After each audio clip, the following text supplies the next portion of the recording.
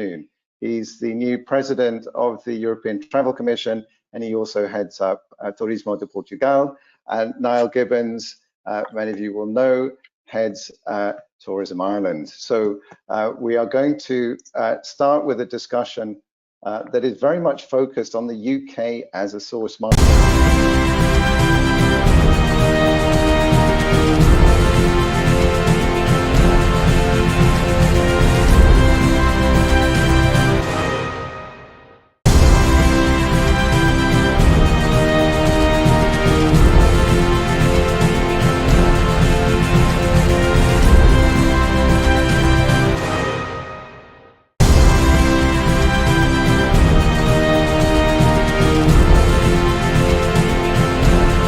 For not only for the invitation to be here, but for being such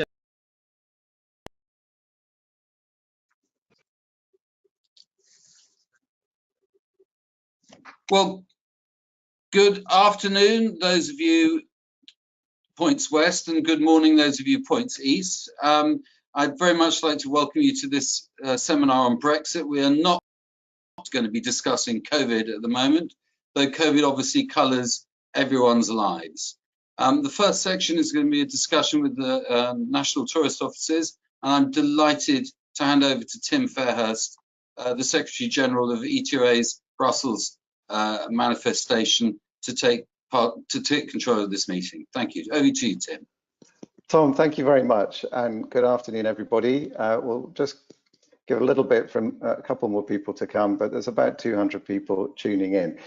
This first section, we have Corinne from Paris. Video is not available this afternoon, but Corinne Menagot from the OTCP, the Paris City Tourist and Convention Bureau, is with us today. Beatrix from the German NTO.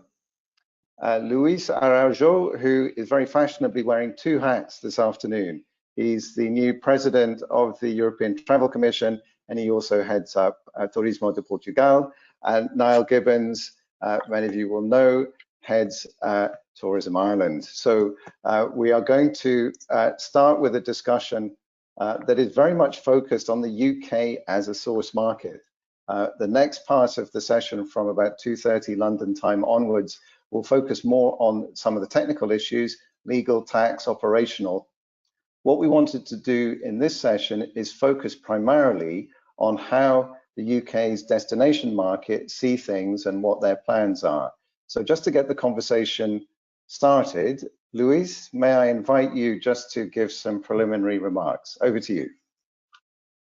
Yes, well, thank you so much, Tim, and thank you to ETOA for not only for the invitation to be here, but for being such a loud voice in what we need during this turbulent times of COVID and turbulent times of Brexit too, because I think we have two turbulent times.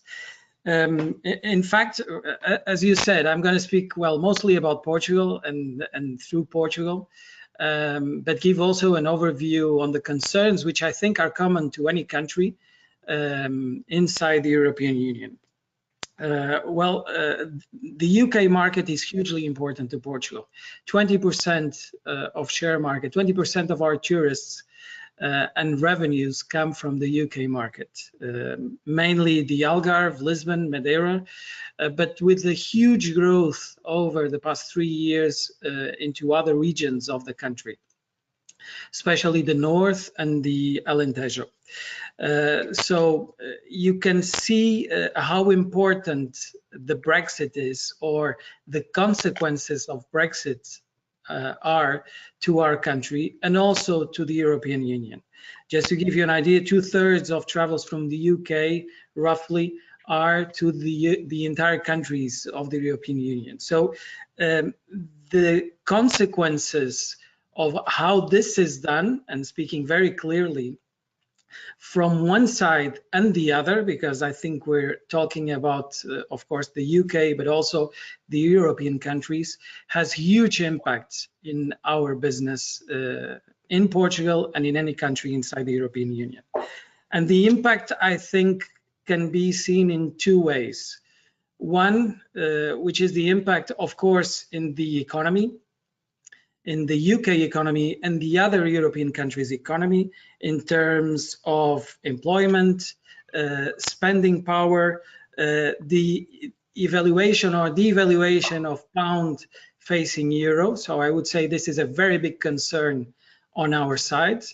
The second concern, which is a concern that I think we have a little bit more work to do, or at least more responsibility, the ones who are here talking and the ones who are attending, is the impact of Brexit in the seamless traveling, especially at this moment.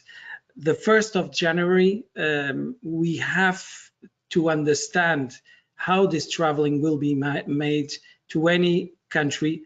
And of course, now I'm talking about Portugal and inside the European Union. The lack of information that we have so far is agonizing. I would say it's agonizing.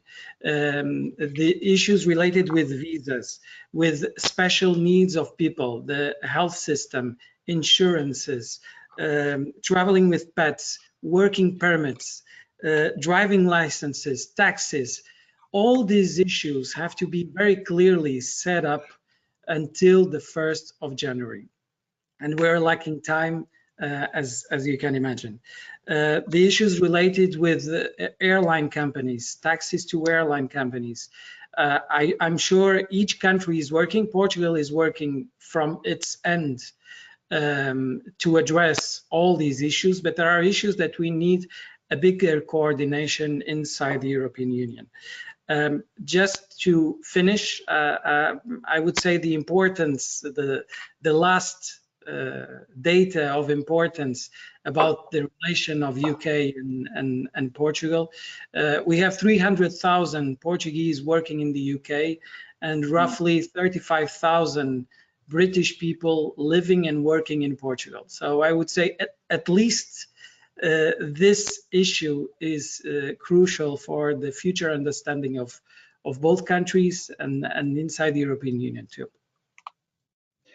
Thank you, Luis. Two very clear signals there. It's a very big market and there's a lot of uncertainty. Thank you for that initial observation. Beatrix, what's the view from Germany, please? So thank you to Tom and thank you to Tim for inviting me. Hello, guten Tag, good afternoon, and yes, for Germany also, the UK is really an important volume market. We have approximately 5.6 million overnight stays in 2019, and for this year it's less, 60% less. We have only 1.7 million overnight stays from January to August. But we are thinking, we do believe that even after Brexit, the UK market will continue to be for us a real great and important market. We hope, we believe on Monday that there will be a small Brexit deal. And then I think in 2022, we have the same volume as we had in 2019. It's sure, and Luis already talked about it, in the first year after Brexit, we expect consumer insecurities around formal entry requirements. We are already speaking now what's going on, what will be for the health insurance, what will be with visas, the passport requirements. All this may cause, I'm nearly sure, a slight slowdown of numbers in the beginning, because we have a lot of questions on social media. What's going on? Can I go to Germany? What do I need for going to Germany? So the government has to be clear about this in the next weeks, in the next days. And potentially there could also be less flights, I'm sure, especially from low-cost airlines for every country. It will be the same for Portugal, for Spain, for everyone, because it will be, it's an impact on our business. It's not only Brexit, I think it's a lot of Corona also. The biggest challenge, and I agree with Luis, to achieving our goals to have a normal return on 22 is a weak pound, a weak British economy, and a high unemployment rate. This is, however, I think, plenty of data supporting a positive outlook. I believe on this market. UK travelers have the travel in the DNA, I'm sure they want to travel. For the moment, when the British traveler want to go out of EU countries like Turkey, North Africa, and so they go on. Say it's not a real border for them. Also, the top 3 destinations are Spain, France, and Italy. It's all EU countries. So, and when they are going to the USA, it ranks in 4th place in terms of source markets. They have to formalities like ESTA. So they have to make the ESTA, but they're happy to do so. We would expect that the new entry requirements into the EU from the UK would be less strict than go to the USA. And I'm sure the British travelers will not see them as a hindrance. They will continue to travel. Another argument for traveling in our country, now I have to speak about Germany. I think everybody talks about sustainability, and Germany has really a lot to offer about sustainable travel. And we have a big choice for sustainable travelers. They are very welcome. We are actively promoting quality tourism and longer stays. And there's a lot to offer for the sustainable traveler. I would like to mention, I can compare all the times that Germany has also offers exceptional value for money. We believe also on the cultural market, the cultural travel. We are very strong. We are not very strong on Sand Beach, but with the cultural travel, we are really a very big market. And for the moment, British market is on the 2nd place for cultural trips, and it will also be an argument after Brexit. So also the recently emerging travel trends support a positive outlook. I'm sure, like for the moment, we want to de-stress, healthy living, ecologically friendly holidays, off the beaten track experiences, multi-generational holidays, healthy food, trendy food. For all these, Germany is and EU is a real big trend.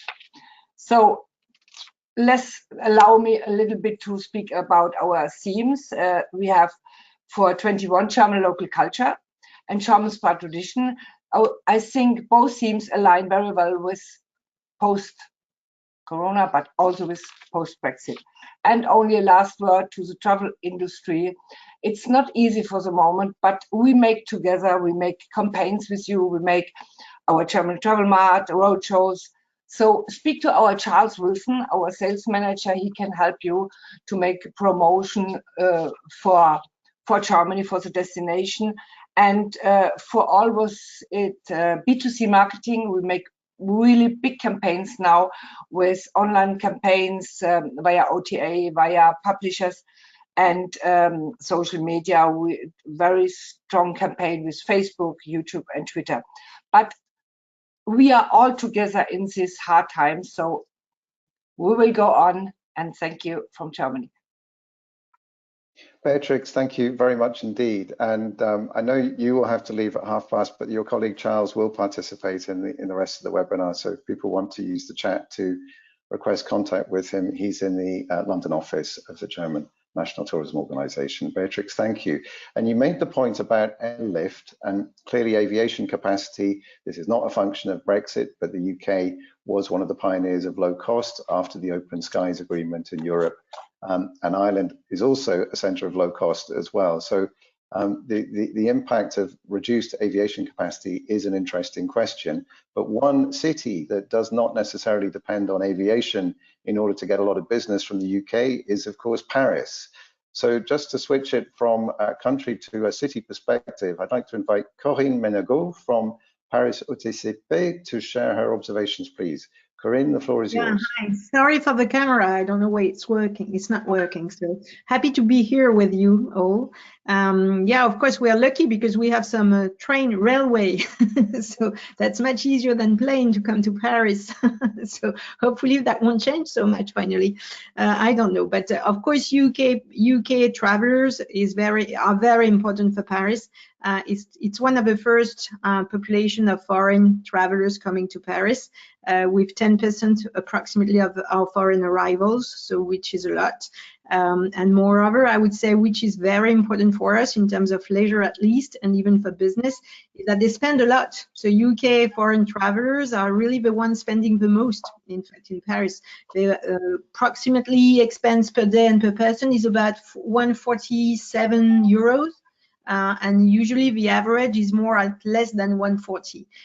So we're happy to have them, we'd say. So that's very important for us, of course. So of course, we're very worried about that. There are a lot of challenges. I think we have also some upsides possible, so I don't know what will happen exactly. I'm not sure it will be such a big change on leisure travel, because as you were saying before, I think people will want to travel anyway. So even if you need your passport, or this is a little more complicated, that's not so much more complicated. The main issue will probably be for the people working and business travel, which is much more complicated to deal with in this no-deal Brexit thing, which was very easy to deal with till now, and that won't be so easy for the next months and next years. So this is probably the big question mark that we have in terms of business travel and exchange that we can have on that. And I would say on a more optimistic way, probably we also may have some upsides. So we are very, we pay very much attention to what will happen when it will be for the tax value, because it was we have some exchange with the UK and London and Paris for shopping essentially also, and shopping could be also an upside for that with a tax refund, because they will be entitled to have the tax refund finally. So that will be probably something we can also work on, and would be an asset for Paris maybe for this shopping population. So we will try to get the benefit of it, of course. And given that, I think the relationship that we have with London are very close. We work a lot with them. So Paris and London have always been working together. We've been running some campaigns together. And so hopefully it won't be as easy as it was before, but hopefully we can just continue and pursue our efforts in this way, because I think we've got quite the same challenges as the city, especially now. And we have to work together also in the future. Corinne, thank you very much indeed. And the sort of clear observation, certainly from long-haul markets, which have been largely absent in Europe, is that London and Paris is a classic combination for people who are seeking to visit more than one country. The UK and Ireland outside Schengen, there's already an immigration border there, which may get a little bit more complicated. But it's great to hear that at a city level, there's a real appetite for collaboration there. And I'm sure that's going to be an engine for creativity on the product side. So now I've mentioned Ireland, the UK's joyful partner since the 1920s in the common travel area, Niall, and your rather irksome neighbour to the east in terms of making life a little more complicated than it might otherwise be. But how do you see things, and is there anything positive to report about some of the dialogue you've been having? Sure. Well, good afternoon from Dublin. Tim, Tom, congratulations on all the great work you've been doing in ETOA, a great partner of ours. And to Louis, Beatrix, and Corinne, good afternoon as well. I hope you're all keeping safe and well in your families. Yeah, I mean, look, Ireland and the UK have got many centuries of history between them. We are bound by history, by geography, by trade, and by tourism. And you know, when you look at the statistics, the UK is our biggest trading partner. The UK exports more to Ireland than it does to Brazil, Russia, India, China combined. We are their #1 tourism market. They are our #1 tourism market. The island of Ireland, north and south, which is part of the UK, and the island of Ireland, is marketed by Tourism Ireland as one. So that presents interesting complexities in the context of Brexit. But what I would say is that we welcome about, in a normal year, pre-COVID, about 4.5 million people from the UK. It's about 40% of our volume and about 30% of our spend. We are assured by the fact that regardless of the outcome of the talks on Brexit, the common travel area that exists between the UK and Ireland has been underpinned by legislation and will continue as it has done since 1923, which means that you can travel around the UK and Ireland as if it's one country for travel purposes. And that's been a key message for us during the last 18 months or so. We've been conducting a lot of research in the Great Britain market to see how will Brexit impact on UK consumers. And up until last February, it was the #1 risk on our list, because I suppose the economic situation was the most worrying. But obviously COVID has completely overswamped everything that was on the list with regard to Brexit before.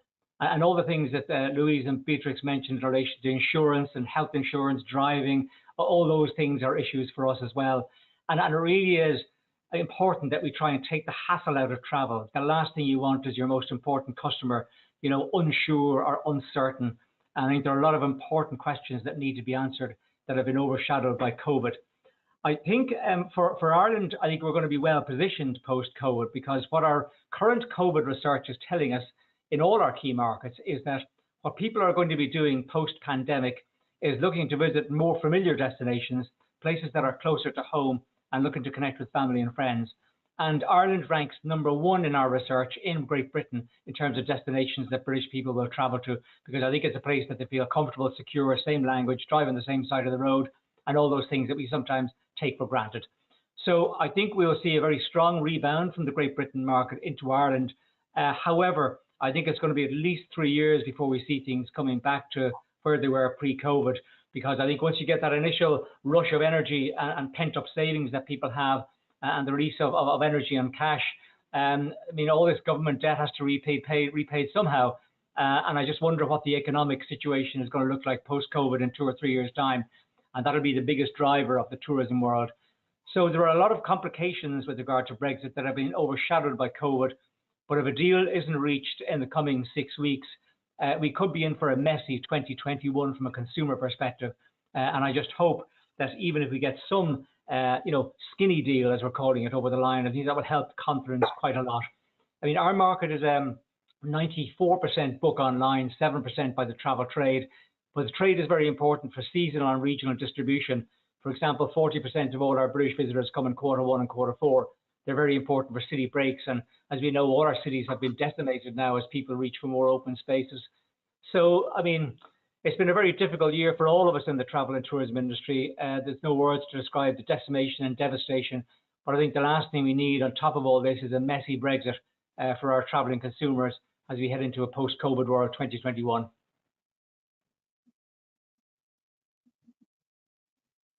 That's clear, Niall. I don't think anyone wants to see the mess. And I think if I could summarize what we've heard from all the speakers so far, it's the lack of clarity, it's the uncertainty, in addition to speculation about the possible strength of the UK economy and unemployment rates, which are causing serious concern. And notwithstanding Niall's comment about it's a relatively small percentage from the travel trade that goes to Ireland, the travel trade is very influential on bringing to policymakers' attention some of these frictional issues. So whether it's consumer perception of problems and what sorts of engines of reassurance we can make between us. So it's actually not going to be harder to travel. ETIAS will be very easy once ETIAS comes along in a year or two, and that's for visiting Schengen. So it's really focusing on the problems we can address. And from an opportunity perspective, I wonder if I could ask all of you, and Beatrix mentioned the cultural tourist and so forth. The stereotype has sometimes been that the UK is a source of cheap and cheerful tourism in various parts of Europe. Do you see over time, over 3 to 5 years, is there ambition from a destination perspective to cultivate that higher spending British tourist, staying longer, more cultural tourism? Any reflections on whether the demographic, the type of tourism from the UK will evolve over the next few years? Maybe Lewis, you could start.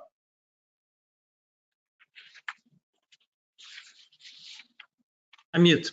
I think it has changed over the past years, for sure. As I told you, the biggest growth in Portugal were areas which are not traditional areas for the traditional UK visitor, like the North, the Alentejo. I think that has to do a lot with the effort we're doing in promoting different products, well, a different country, not only based on its core areas of tourism for sure, like the Algarve or Madeira or Lisbon.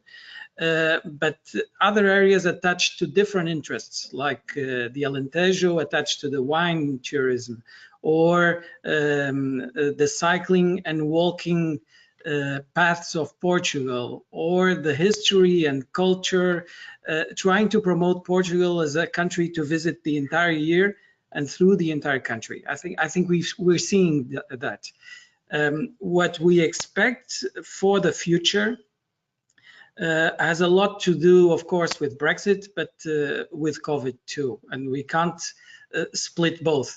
Unfortunately, we have to live with both of them for the next years, not only for this year, but for next years. And surely we're seeing, I won't say UK is a domestic traveler, but well, at least we're in the same time zone, which is good. It's an advantage for us. But we will see a lot of this loyalty or fidelity that exists between countries. And as I told, 20% of our tourists come from the UK. It's the longest prevailing alliance in the world of between two countries. And it's much more than just wine. There is a strong relationship between the two countries. And I have to thank all the British tour operators that have helped us in building this loyalty between the two countries and two nations. So I would say promoting alternative products like the summer festivals or other events that we're organizing, and hopefully we will organize in 2021, new destinations, what we call the networks inside Portugal, like the historic villages or the marble villages that we have in Portugal.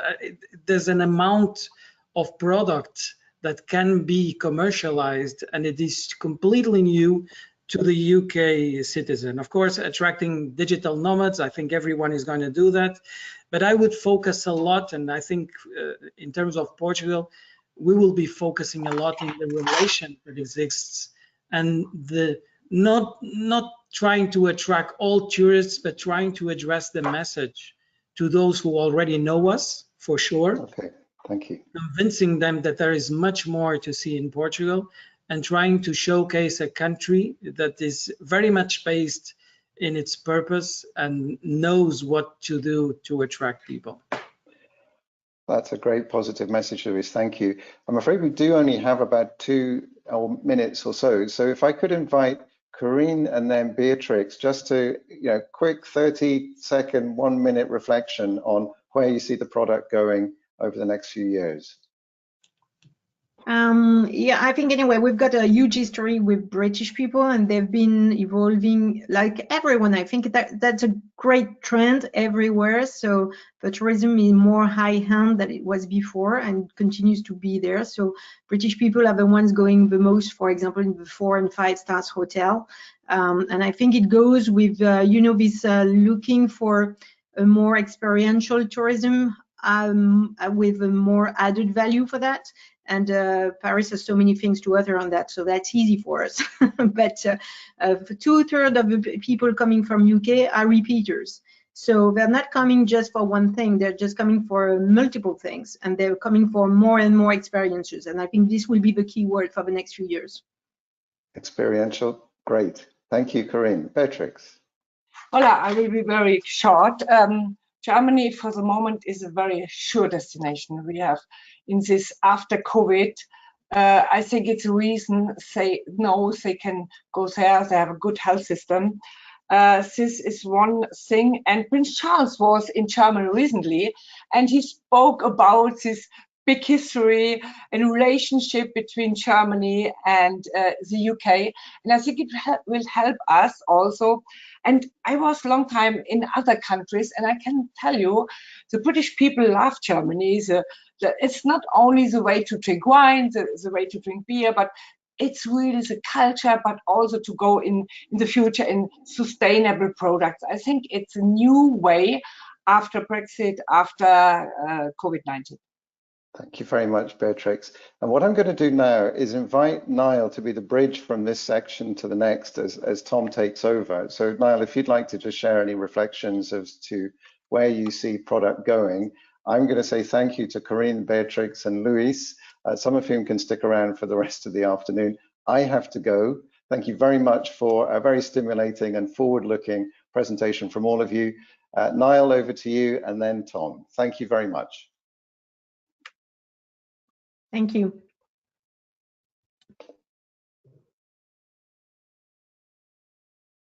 Thank you very much, Tim, and to all the colleagues across Europe for the interesting conversations and comments.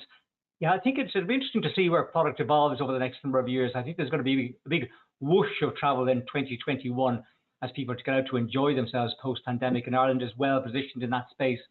But I certainly think that people have had a good experience of Irish outdoor life. It's becoming much more popular, really good investment in product development, really good investment coming down the track in culture, and ultimately heading towards longer staying, higher spending visitors. I mean, Britain will always be a volume market for us, and I think the sustainability debate will come back into the fore as well, in terms of, the question will probably be in a few years' time, is 2019 the high water mark again? It's a bit early to have that conversation yet because we're all on the floor. But I think if we're to experience some of those things that we did do in the large queues, the experience will be diminished. So it's going to be about giving a great experience, people ultimately enjoying themselves and being able to go back and tell their friends and family what a great time they had. Yeah, I mean, it's a very interesting point you made, because what we are frightened of is that 2020 will lead to a real loss of momentum. You almost need a conveyor belt of people going back to the origin market, saying what a great time they had, and then sort of motivating their friends and connections to do likewise. And we're very worried that 2020, if we're not careful, will be a hard break in that, and it's going to take some time to get momentum going. But it's possible. Anything is possible nowadays. As long as the connectivity is there and the ability is there, I'm sure we will have a bounce back. And I think you may be one of the first people to enjoy the bounce back, certainly as far as the UK market is concerned. And now, thank you so much for that insight. I'm now going to call on the other panelists, but do stay around if you want to in the background. You may wish to comment on what we've got to discuss, because I am going to invite Krista Barber, David Bennett, Martin Randall, hi, Louisa Cole to join us, and Simon as well. Simon Smith, my colleague at ETOA, is going to be monitoring the questions coming in. Can I really just move straight through, because I know we've got a hell of a lot to cover today, to go straight through to Louisa, who's going to be talking about immigration and the impacts of employment law on the impact of Brexit on employment law. And I know this has a huge bearing on the operations of many, many operators watching. So if you will excuse me 1 minute while I get the your PowerPoint up and ready. I will try and do that now.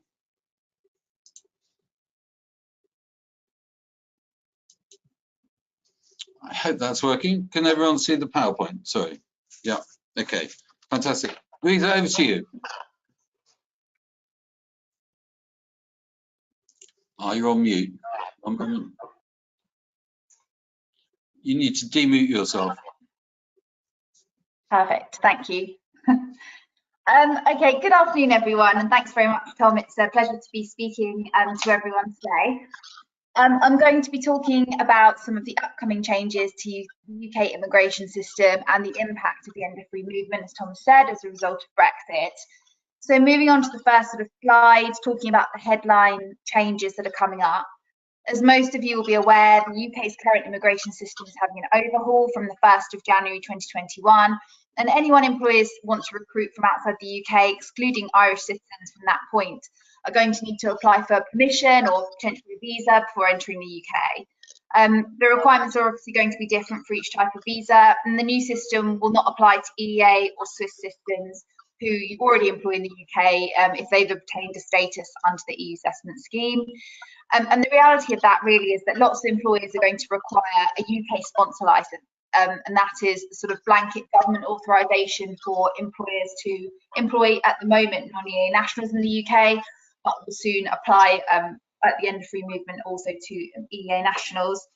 And that's also going to mean that most employees or potential employees in the future are going to need to qualify for a visa under the points-based system, So I'm going to talk a bit more about those requirements in the next few slides and the other options available to employers and individuals if sponsorship isn't possible.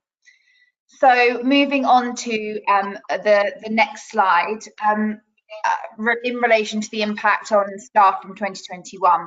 So I've broken this down into existing staff in the UK and then potential new recruits. So those would be people who come from within the UK or be coming to the UK from overseas for the first time. So the first sort of branch of the diagram relates to existing UK staff. And if you're an employer, a UK sponsor at the moment, you hold a sponsor license in the UK, it could be that you have sponsored migrants under one of the main work routes, which is the Tier 2 route. There are two prongs to that, the Tier 2 intra-company transfer route and the Tier 2 general route. Those staff that are on existing Tier 2 visas are obviously going to be unaffected. Any sort of extensions will fall under the new immigration rules, which were announced a few weeks ago. So, for example, if you've got a Tier 2 general migrant that you employ at the moment, you can extend their visa as a skilled worker. And the new rules are coming into effect as of the 1st of December. So not long to wait now, and any sort of applications that are done after that will obviously fall under the new requirements, the new rules. The second branch of that diagram covers EEA or Swiss nationals and their family members who are here under free movement. And they have a right to stay here if they're in the UK by 11 PM on the 31st of December 2020, but they will need to apply under the EU settlement scheme to remain, even if they hold permanent residence. And that's a really important point that I want to mention today. I think it's a misconception that if someone is in possession of permanent residence, they don't need to apply for a status under the EU settlement scheme, but that is not the case. Remember, that also includes non-EEA family members of EEA or Swiss nationals who also have the rights of free movement. And all of those individuals have until the end of June 2021 to apply. At the moment, employers don't have the right to check whether someone has applied for a status via the EU settlement scheme. They can send out communications suggesting that that's done, how it can be done, how they can help, but they can't force someone to show that status. And the government has said there'll be no change in right to work checks until the end of June next year. So that's something to watch this space in relation to. I have a feeling that might change, but we don't have any further guidance on it at the moment. So moving on to new recruits, which is obviously going to be the area most impacted by the changes from 2021. So those new recruits in the UK who are non-EEA or nationals, if you're recruiting a new Tier 2 migrant, so someone that's already in the UK working for someone else, another employer with a Tier 2 visa, they'll remain under the points-based system, so they'll have to apply for a change of employment application, and that will then award them with a skilled worker visa. Skill and salary requirements will obviously apply, so they'll need to meet the various thresholds that I'm going to talk about in the next slide, and they'll obviously be sponsored under the new rules. The second sort of tranche is EEA or Swiss national new recruits and their family members already in the UK. If they're already in the UK, their status and rights will depend upon when they first came here. So they'll either fall under the EU settlement scheme, as they will have already registered, or will remain eligible to do so until the end of June next year, or they'll need to be sponsored under the points-based system. So employers will need to understand the immigration status of these individuals, and they'll need to do that by undertaking right to work checks. That obviously needs to be done in advance of someone starting work anyway, and that will ascertain which group the individuals fall into and the process they need to follow. And what we'll end up with essentially is two tiers of EEA or Swiss nationals and non-EEA family members from the 1st of Jan. So those who can remain even if they haven't applied under the EU settlement scheme yet, and then those who can only enter and remain with sponsorship under the points-based system as they weren't residing in the UK before 31st of December. And then lastly, the last sort of tranche in the slide shows those out-of-country non-GB or Irish nationals who are applying from overseas and coming to the UK from the 1st of January onwards, and unless otherwise eligible in another category, all non-GB Irish nationals will be treated alike and will require sponsorship under the points-based system. So as you can see, it's really important that all EEA or Swiss nationals and their family members resident in the UK before the 31st of December 2020 apply under the EU settlement scheme. That's one of the should be the main takeaways from today before the deadline in order to secure a status. They'll then obtain a pre-settled status if they can evidence residence for less than 5 years, or a settled status if they've been here or can prove residence for more than 5 years. Applying is relatively quick and easy. It involves downloading an app and answering a series of questions, and it is significantly easier if you've got a national insurance number and can input that into the questions the app asks you. So moving on to the next slide. Sorry, I'm rushing through the content here, but there are lots of changes that I want to make sure that I'm covering. I just want to touch upon any updates to the points-based system and some new sort of categories that might be useful going forward. So the first sort of change is to those that currently have a sponsor license or are looking to apply for a sponsor license going forward.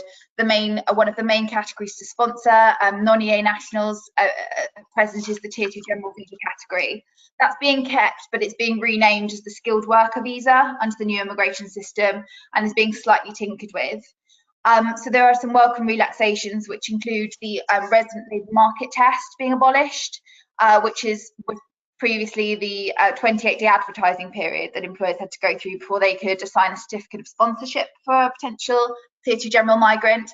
And also the annual cap on the number of individuals that can come onto that route is also being done away with. So there's no longer a cap of 20,700 individuals per annum.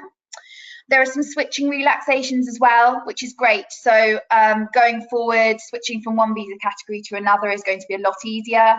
For example, you'll be able to switch from the skilled worker visa to the Tier 2 intra-company transfer visa from within the UK, if that's what you'd like to do, or more likely vice versa, because the skilled worker visa provides a route to settlement. And there are some exemptions to switching, so you can't, for example, switch from within the UK as a visitor into the skilled worker route, or from a seasonal worker visa into the skilled worker route, but most other switching is permitted. As I said, there's no RLMT, but employers will need to still show that they've done a recruitment process and then keep evidence of that on file. So there will be some admin associated with it. In terms of skill threshold, the good news is that the current skill threshold for a skilled worker visa is RQF level 6, which is broadly degree level. That is going to be lowered in the new immigration system to RQF level 3, which is broadly A-level skilled jobs. And I'm going to, in the next slide, show you some examples of some roles that are now going to be considered eligible for sponsorship under the immigration system. So it's opened up some more roles eligible for sponsorship, which is good news. Obviously, the skill level needs to be balanced against salary. So the current salary threshold for a Tier 2 general visa is 30k. That's being lowered to £25,600 per annum, or the going rate for the role if higher. But salaries as low as £20,480 per annum may qualify for sponsorship, but applicants will need to show that they score points in another way. So essentially, for lower salaried roles below around 25k, they'll only qualify if the role is on the shortage occupation list, or the applicant holds a PhD relevant to the role. An exemption to that is new entrants. So if an individual is applying under the skilled worker route and they're under the age of 26 at the date of application, or if they've last had leave as a student in the last couple of years in the UK, they'll be considered a new entrant. And as the government recognises that these individuals are at the start of their career, there's a lower salary threshold applicable to them. So the new entrant rate under the new immigration system is going to be slightly lowered from £20,800 per annum to £20,480 per annum, which is obviously useful for graduate recruitment. And the new entrant rate overall is going to be 30% lower than the rate for experienced workers in any occupation. However, the minimum of £20,480 per annum is always going to need to be met. Other good news in relation to that is that under the new rules, you can pay a new entrant that lower rate for up to 4 years, and currently you can only do so for 3. The Tier 2 ICT route now is being retained under the new immigration system. Not much change to it, still requires degree level skill, and the minimum salary is still £41,500 per annum. Excuse me. Switching provisions apply. So if you've got someone in the UK as a Tier 2 ICT migrant and they want to switch, that will now be available. They can switch into, for example, the skilled worker visa category going forward. And there are some relaxations to the cooling off provisions that make it easier to move people around. And then moving on to the next sort of the next category, the government are introducing a new graduate visa. So that will be similar to the Tier 1 post-study work category, which was abolished in 2012. And it will allow international students who have graduated from a UK university to stay for 2 years or 3 years if they're a PhD graduate. They can work at any skill level without needing to be sponsored in the UK. And that's expected to be launched next summer. So that's a good one, as it's not sponsored. There's no salary threshold, no skill threshold, which is great. And then lastly, I wanted to flag the frontier worker route. So you're a frontier worker if you're already, if you're an EU or EEA or Swiss citizen and you're employed or self-employed in the UK, but you live elsewhere. And you'll be able to keep your frontier worker status if you're frontier working in the UK by the end of this year, but you'll need to apply for a frontier worker permit. So that's being launched, the frontier worker permit, on the 10th of December. And we need further guidance on it. The government hasn't released that yet, but applications will be free. You'll be able to apply online from inside or outside the UK. And from the 1st of July 2021, you'll need to hold a valid frontier worker permit as well as your passport or ID card to enter the UK as a frontier worker. It's basically just a useful option for EU or EEA or Swiss citizens who can't obtain a status under the EU settlement scheme due to issues establishing residence. So those are a few options and updates. So moving on to the next slide, I just mentioned earlier on in the presentation that the skilled worker category is opening up to NQF level 3 skilled roles, and I just wanted to show you some examples of some sort of roles that are now eligible for sponsorship.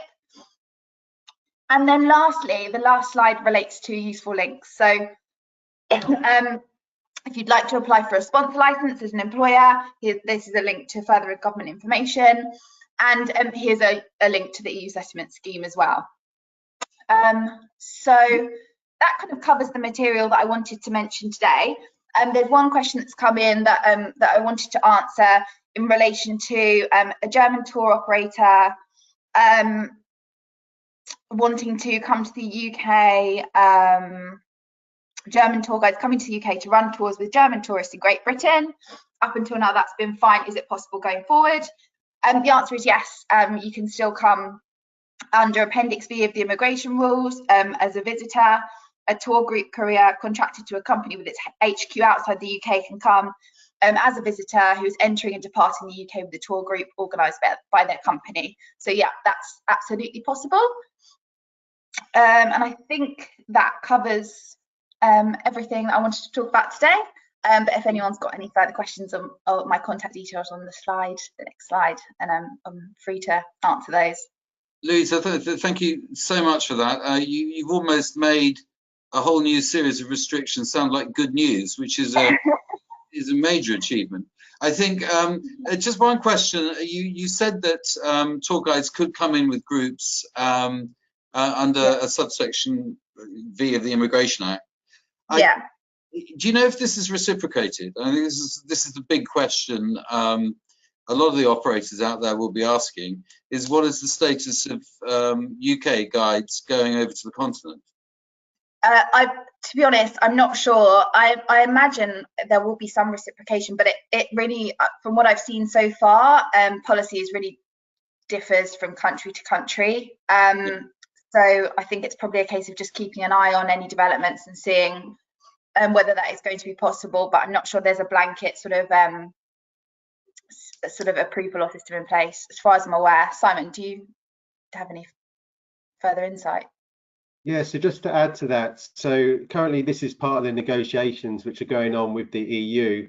Hopefully we'll have an answer in the next week on the negotiations.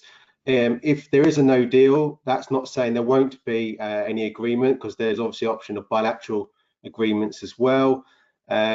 Just to highlight on the working between UK and Ireland and vice versa is okay because of the common travel area. So we're talking about Schengen mainly. We do have some information on the website, so please look at our Brexit page. We also mentioned about family members who are also EU nationals as well, so please look at that link.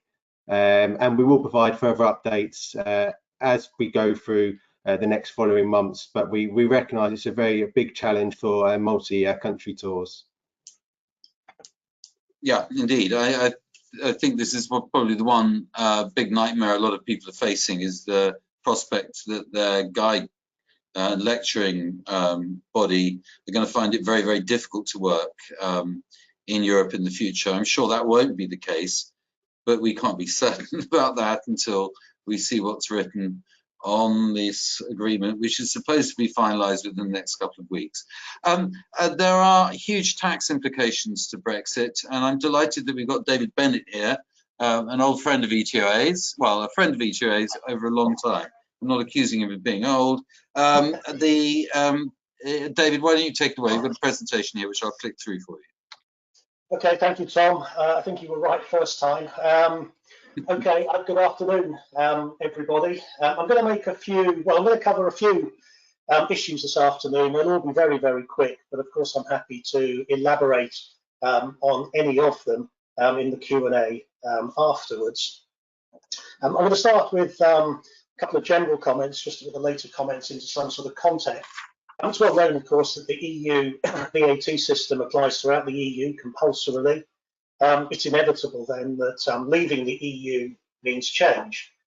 Many aspects of EU VAT support the operation of the single market, and again, therefore, leaving the single market means that we lose some of the VAT measures designed to facilitate cross-border trade within the single market. And TOMS, the Tour Operators Margin Scheme, is one such arrangement. Now, these changes mean huge upheaval for those trading in goods. Of course, that's not the subject for this afternoon, but there are changes for services too, and travel is one of the most affected service areas. Okay, so as I said, TOMS is one of the single measure markets that we're about, measures rather, that we're about to lose in the UK, and that's because TOMS is an EU scheme. It applies to tour operators in the EU. It's a protection, it's a simplification. It allows tour operators and similar trading in the EU, selling travel in more than one member state, to account for VAT in just one member state. That's the inherent simplification, the objective of the scheme. So the loss of the EU version of TOMS next year means two things really for the UK. Firstly, what UK rules will replace those arrangements, and secondly, what does the change mean for UK businesses selling travel enjoyed within the EU? Well, let's look at the UK first. I have to say there is still no certainty on this. I think we're almost there. What I'm about to describe is probably 95% certain, at least, to be implemented. And I think within a week or so, we will probably get the all clear from HMRC on what I'm about to say. We do already have legislation. This was introduced last year in preparation for a possible no-deal Brexit. I just refer to it as the new TOMS order.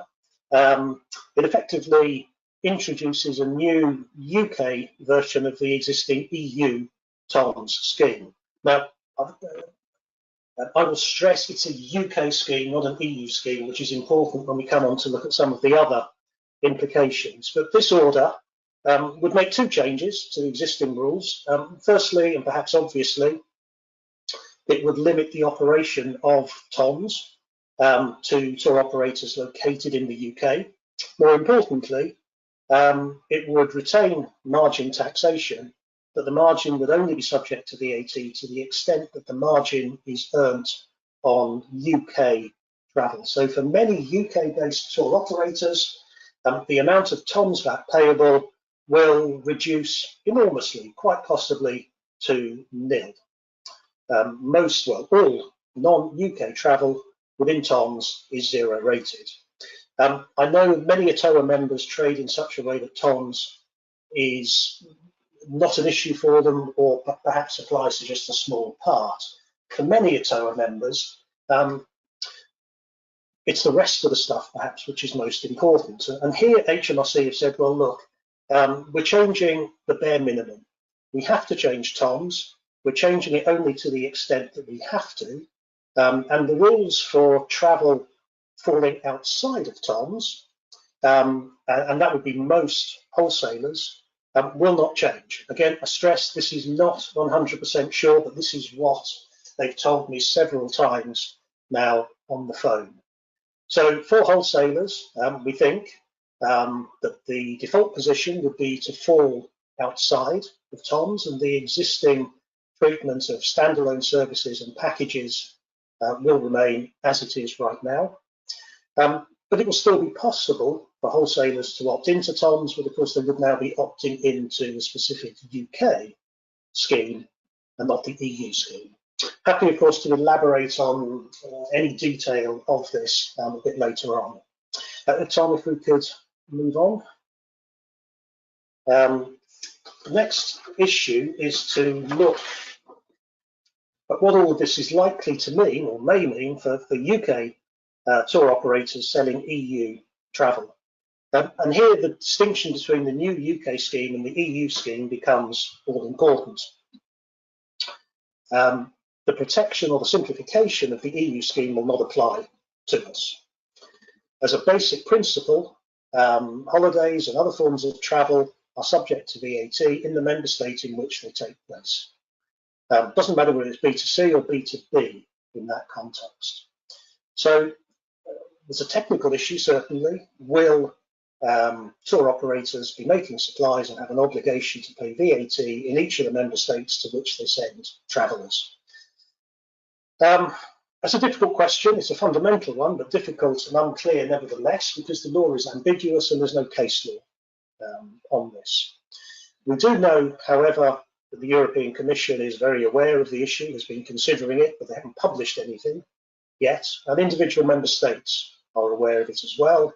And they look at this as a level playing field issue and are concerned that their own tour operators will be put at a competitive disadvantage if UK tour operators can compete without paying any VAT.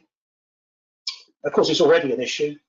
Swiss, Norwegian, American, Australian, etc. tour operators are very, very rarely registered in any member state.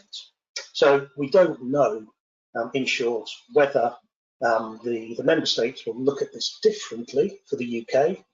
They may do, not to single out the UK, but simply that the UK's future status makes this so much bigger an issue than it is at the moment. Okay, and again, Tom, if we can click on to the next slide. We should also consider what the position for EU tour operators that sell UK travel is concerned. Well, our VAT system for the time being, even though there are certain enforced changes, will still mirror the EU system to a very large extent. So it follows that whilst UK tour operators selling EU destinations may have an obligation to pay VAT in the EU, so EU tour operators selling the UK as a destination may have to register here. Here, I think there is a bit more clarity. It's long been HMRC's policy that third country non-EU suppliers do not have to register in the UK, and it's expected that that will continue. So again, not 100% there yet, but it is very likely, I think, that there will be no requirement on non-UK tour operators to register here when selling the UK. But just a reminder that in certain circumstances, particularly in the wholesale sector, it is possible to register in the UK as a non-UK established tour operator, and it is beneficial in many circumstances to do so. And those rules should be unaffected by all of this. Okay, and again, Tom, on to the next one. Bit of context again. This has been going on for a very, very long time. Some of you, well, Tom and I certainly remember the Commission's proposals in this area all the way back in 2002. They were never accepted, but it shows how long the Commission has been on the case.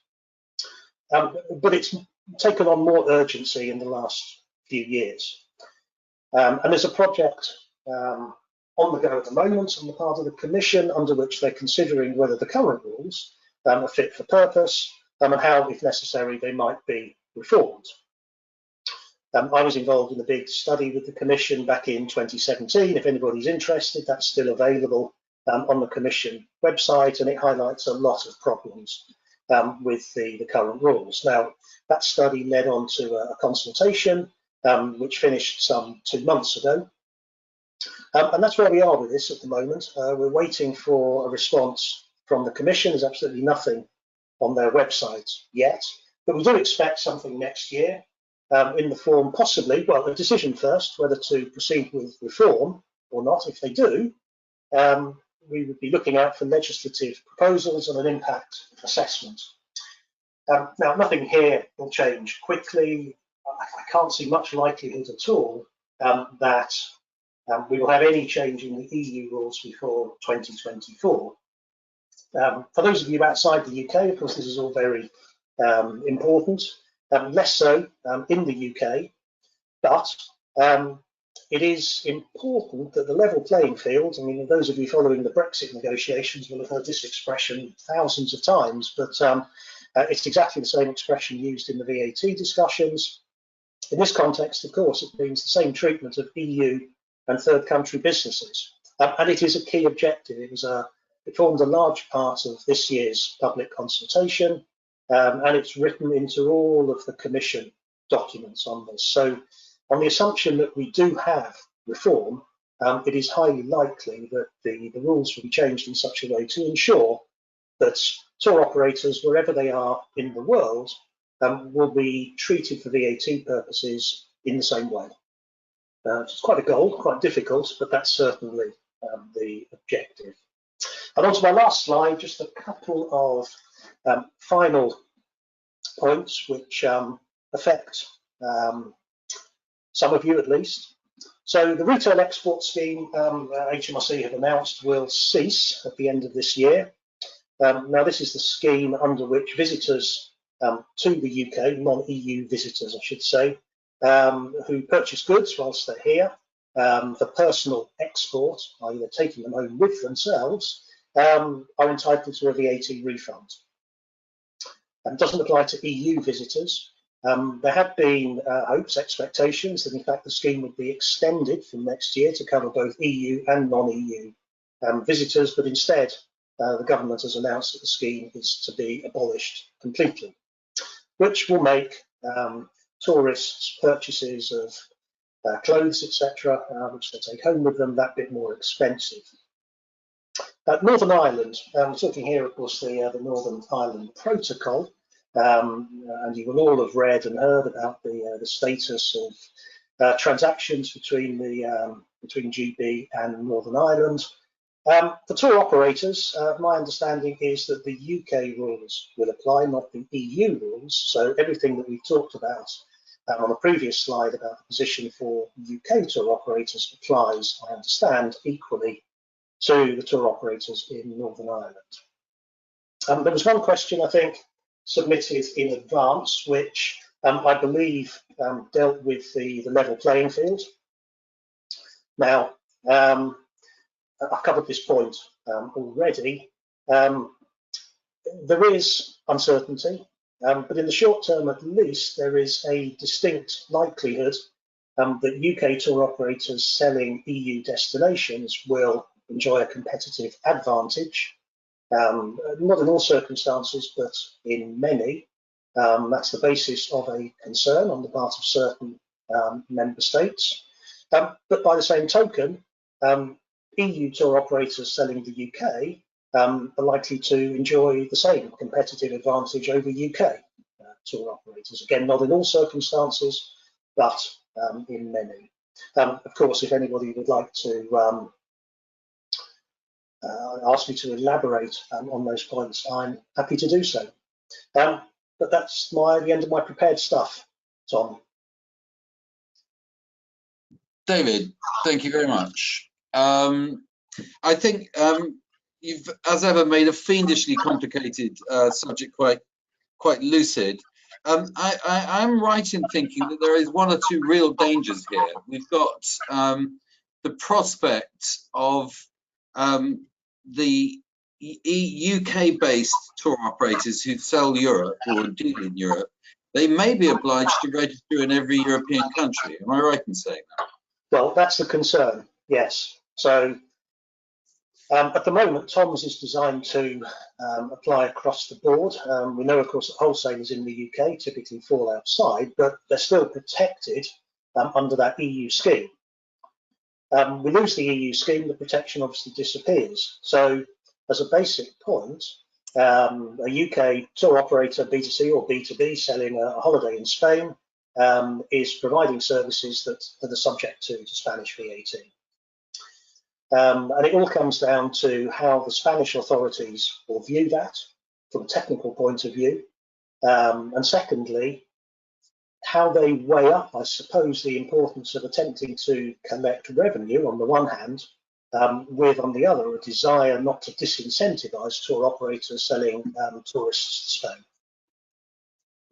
It's a naughty one, because the UK is uniquely large, so it's a very tempting prize for a tax collecting authority to say, actually, there's a big pool of money which we're entitled to.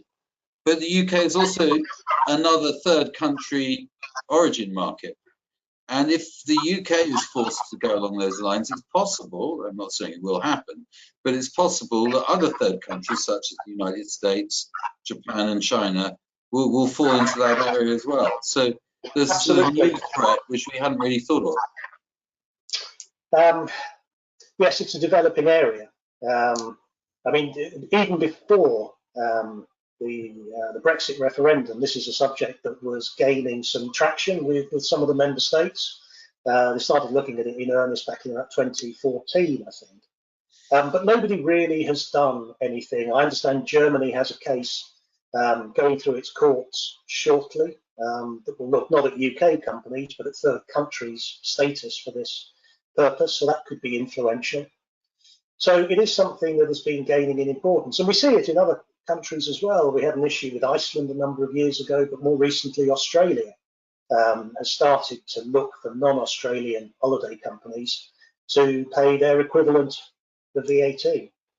And the OECD guidelines make it clear that tourism should be taxed where it's consumed.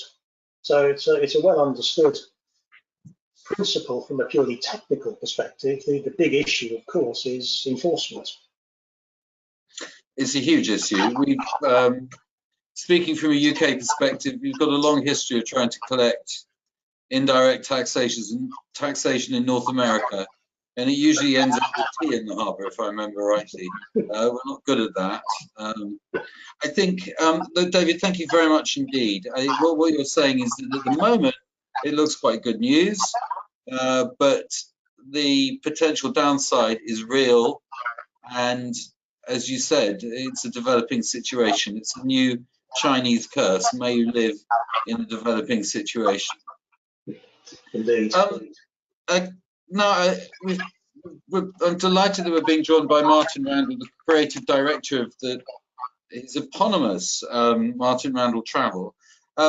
Martin, you've got a number of concerns, I know, concerning Brexit. I imagine one of them is going to be the status of your guides and lecturers. You're on mute. Hold it. Oh man, I got demute. You should be live now. You are correct. It's an existential issue for a number of specialist cultural tour operators, but us more than many. It is the speaker, the lecturer, the so-called guide, which is the key ingredient. People travel for that person, and if there are inhibitions, if we are required to engage a local guide, or if our speaker is not allowed to speak on site, then our clients will no longer want what we are offering. Now, this was a long and hard-fought battle within the EU. You, Tom, were in the vanguard of that. And on the whole, it was successful.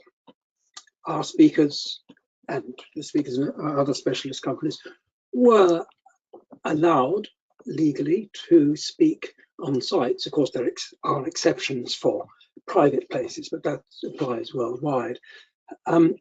without the interference of local guides. It's important because we are offering something which one can rarely get from a local guide. There are some extremely good local guides around the world. I've heard hundreds in my time, but there are very, very few who provide the same sort of information and analysis and understanding of the country that our clients are looking for and do get, usually from our guides. The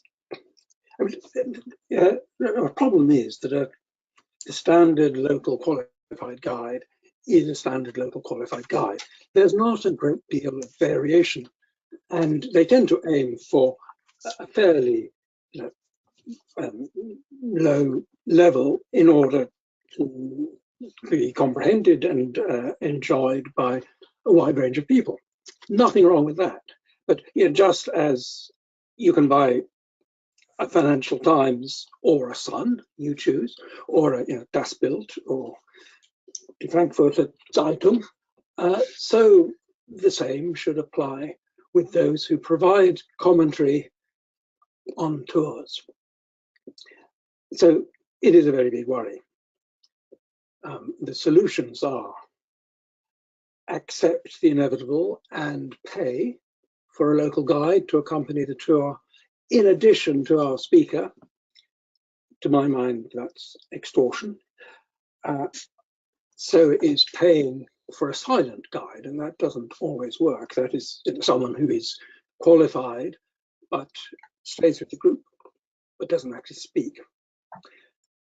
Or we make a major change to what we do, and our guide speaks only, say, in a hotel meeting room, and that would vitiate the quality of what we do. And just to emphasize this, I mean, the people we engage are often leading experts, sometimes world experts, people who know more than practically anyone else, people with an ability to put it across, because that is a major criterion for us. It's not just knowledge. And people who have a head start in understanding or having some feel for the background and knowledge and interest of the people to whom they are speaking. Martin, you very eloquently described the problem you're confronting, but the problem you're confronting really is manifold. It's not simply a freedom to work, but it's also a freedom to do a task which is a controlled activity in some destinations. And up until now, under the EU, I believe, and I don't know whether you have an angle on this, Louisa, but I believe there was a degree of recognition and reciprocity in professional qualifications. But the professional qualifications your guys have, or your people have, lies almost way above the normal guiding professional qualification. So the two barely meet. Is there going to be any scope for mutual recognition of professional qualifications? To be honest, I'm not sure that there's been any further sort of developments in relation to that I have seen going forward. Simon, do you know of anything additional?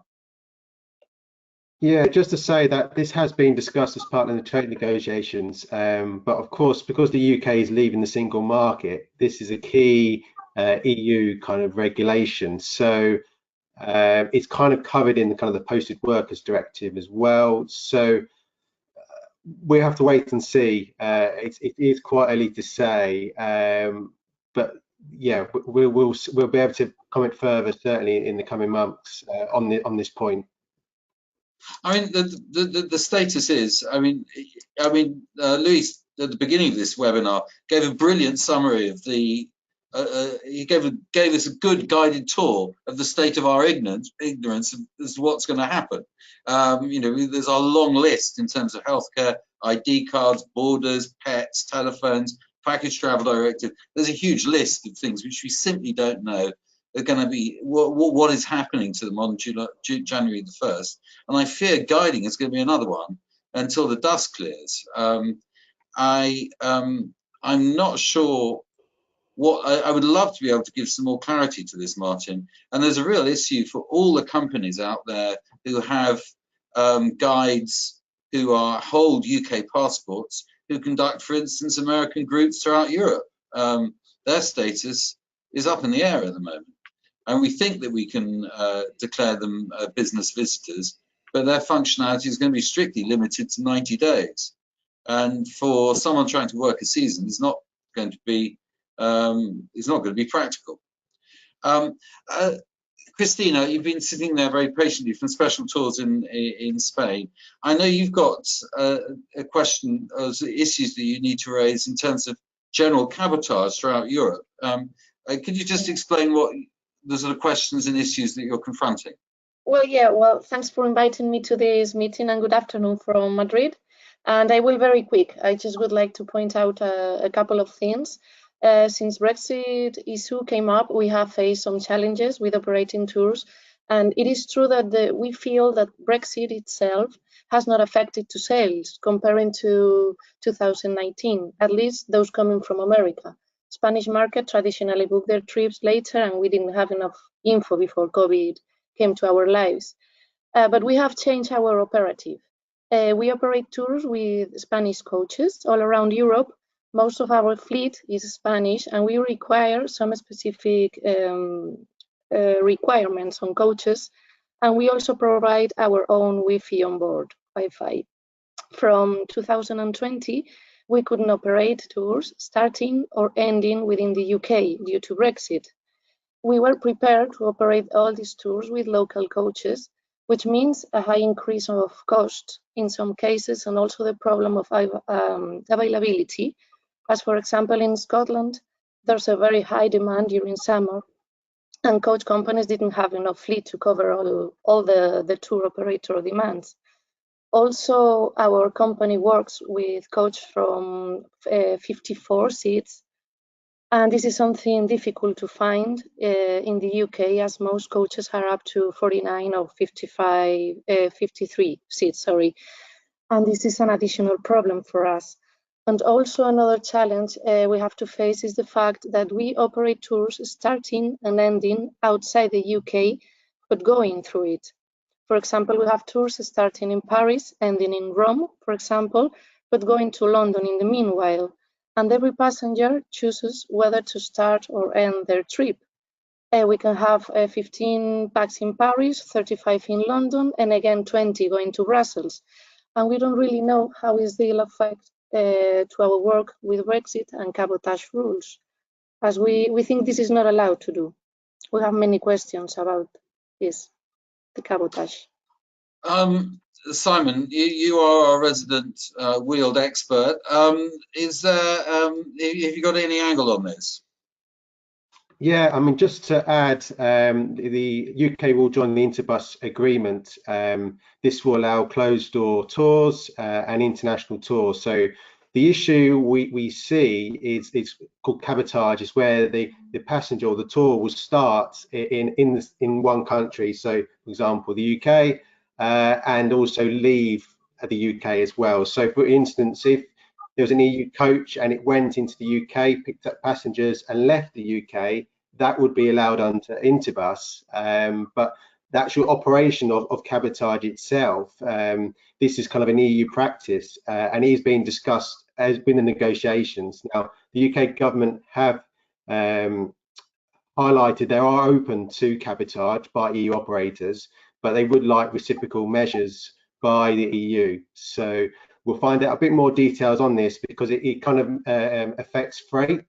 So and it's a key issue which is still to be resolved in the negotiations. But just to highlight for coach travel, if you're conducting closed door journeys, there won't be too much kind of changes. There's a slight difference in documentation. You'll need the Interbus waybill. We do have a link on our website which explains a bit more, certainly for UK operators, what they need to do in the EU. For instance, they'll need a DB sticker, even though the number plate might say EU on it. and also you'll need a certified copy of the operator's license. So please, as members, ask us. We're happy to expand a bit more on this, but international driving permits are generally not really going to be an issue for up to 12 months tours. But as Christina said, the cabotage itself, and I know this has been raised earlier with one of our questions by Irish coaches, just to highlight we'll wait to see with the Irish border, so like on the border counties specifically, because some of these coach companies will do tours across Northern Ireland and Republic of Ireland, so we'll give further clarity on this, but it's a good chance that could be allowed on the border counties of Ireland, and then we'll see elsewhere in the UK in the coming months. So but also as well, just to add about Switzerland and Andorra, there still isn't an agreement yet for UK coaches to go to these countries through the EU, and we'll provide further update on this soon. Well, thank you for that. Well, there's an opportunity, Niall, if you're still there, that maybe you should be encouraging everyone to start their coach tours in Ireland before they go on through the UK. You could bypass all the cabotage problems that way. I have to say, just Dublin awaits you. I thought I had problems until I started to hear all these issues, but a range of complications that have been thrown up. And you know, Tom, we had a Brexit working group on Tourism Ireland. You've been on it for the last 3.5 years, but I think the size and scale and complication of issues with only 6 weeks left is nothing short of breathtaking. It is. I find it incredible, but this is neither here nor there. Just to reiterate, some people are raising some points through the questions. This webinar is going to be available on the ETOA website, and it's going to be viewable within the next 24 hours. And that means you will be able to see the slide decks that our two presenters had to rush through. We've got a number of questions still here. Simon, do you want to give us a few questions from the people posing them? Yeah, so we've had a lot of questions about borders, of course. This is pre the webinar and obviously in the webinar itself. The Irish border has been raised. As Niall said earlier, there is a common travel area, but there's other agreements to be aware of as well, called the Northern Ireland Protocol, as David highlighted. That is to avoid a hard border in Ireland. And also there's a Good Friday Agreement, which was set up in the 1990s. So really just to iterate, we don't foresee any hard border in Ireland. I'm sure Niall has conversations with government on this. So I know some US operators have been asking how they'll be affected. Well, not really. It'll be the same as before. So just travel within Ireland. Regarding the UK, about obviously border delays, it's kind of going to be a phased approach, and the idea is the UK government will be doing a lot of customs checks away from the border. So the idea is when the freight vehicle does get to the border, there won't be any delays. So for instance, we've had a Dutch company contact us about, is it viable to run a day trip? Hopefully, yes. There's a lot of work going on behind the scenes, so delays are restricted. Where we see potential maybe delays is certainly UK going into Schengen, because there would be up to maybe additional checks, for instance, proving your right of entry. So are you there for visiting, proof of accommodation, etc. So, but we do know airports, say in Spain and Portugal, they are looking to have non-EU UK only lanes. So the idea is other non-EU nationals wouldn't be joining the same queue as the UK. But of course, once COVID kind of recovery happens, we'll find out a bit more on this kind of area. But just to highlight, there is a visa waiver there. So as a visitor, unless you have probably a pet, there isn't too much if you're an occasional visitor. But as Tom highlighted earlier, the 90 days in 180 is a rolling day period, and we please check your calendar a lot on this. We're happy to help, of course, and also look at our website. So we have a lot of information on there about customs, about duty free, for instance, and what you can bring back. And also the other question that's been raised a lot is, can I sell into the EU? So because as a UK operator, now that this is possible, there will be different changes. For instance, if the customer is buying in the EU, we're happy to follow up on this as well. So please give us an email, and we're happy to have a call on this. So I don't think there's any other kind of major questions that have been raised. It's mainly obviously tour guides. On the Erasmus scheme, that is part of the negotiations as well. So that is included in the current trade negotiations in UK's participation in the scheme. Well, can I clarify the common travel area just for listeners, so to speak? Oh, please, yes. Yeah, so just to reassure you, the common travel area, which has existed since the 1920s between the UK and Ireland, was once again underpinned by a memorandum of understanding between the UK and Irish governments, which was further underpinned by legislation last year. So regardless of what happens on the 1st of January in terms of a UK-EU trade deal, the common travel area will remain in place. So for a pragmatic example, if you have a coach tour that comes into Belfast, it can exit through Dublin, or if it comes into Dublin, it can exit through Belfast. So there'll be no checks or stops at the border at all. Thank you. Now, just to reiterate, the only, well, not the only danger, but the big danger for tourism from a no deal, and the immediate danger, as Simon iterated, is the operational difficulty of moving from the UK into Europe. Vice versa isn't really it won't really be too much of a problem, because the UK has made it clear that they're not really going to change the procedure at all. There is an irony in taking back control and then imposing no new controls. The danger lies when the UK citizens who now become non-members of the European Union, non-members of the EEA, arrive in Schengen. The border officials, wherever they're arriving, are obliged to check, do a full survey of the person's passport, inquire the purpose of the visit, their means, the length of the visit, and their means of keeping themselves sustained on their visit, and where they're expecting to stay.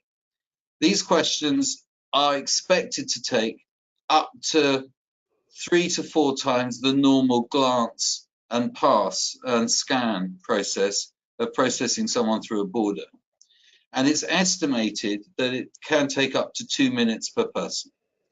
2 minutes per person is fine when you're the first 4 people in the line.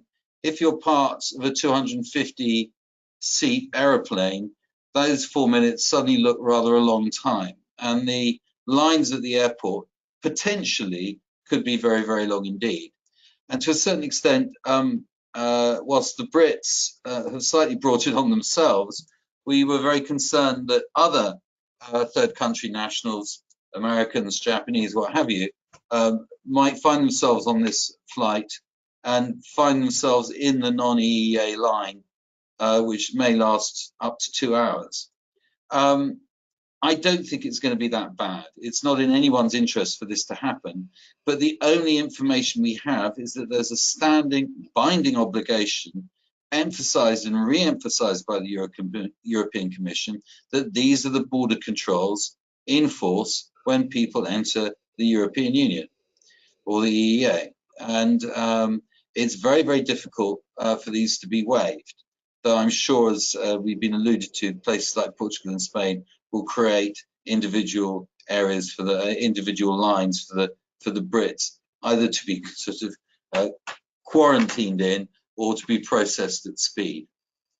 We're reaching the end of our limit here. I wonder, Christina, have you got anything you would like to add at all? No.